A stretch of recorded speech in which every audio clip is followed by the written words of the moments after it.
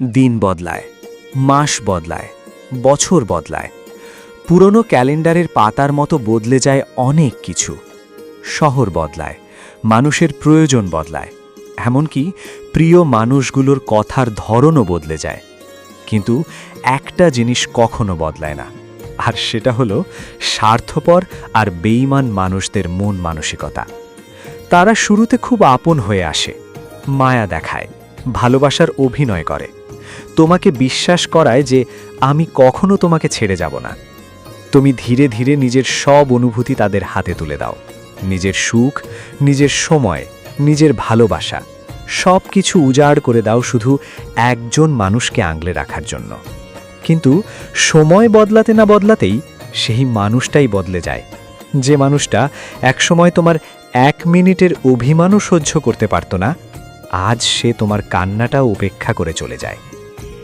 স্বার্থপর মানুষগুলো আসলে কাউকে ভালোবাসতে জানে না।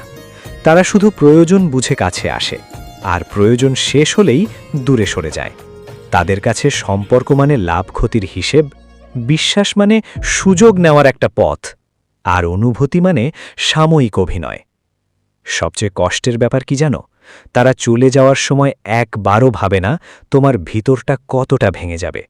তুমি রাতের পর রাত না ঘুমিয়ে তাদের কথা ভাববে, পুরনো মেসেজ পড়বে, পুরনো স্মৃতিগুলো আঁকড়ে ধরে বাঁচার চেষ্টা করবে।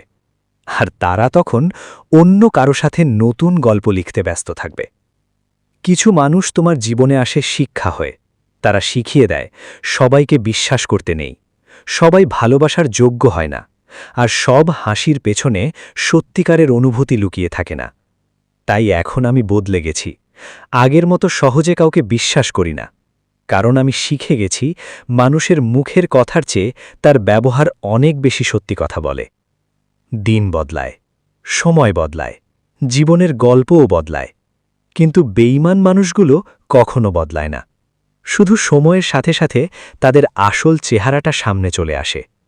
আর তখন বুঝতে পারি, ভাঙা বিশ্বাসের শব্দ শোনা যায় না ঠিকই, কিন্তু সেই শব্দটাই মানুষকে ভিতর থেকে সবচেয়ে বেশি বদলে দেয়।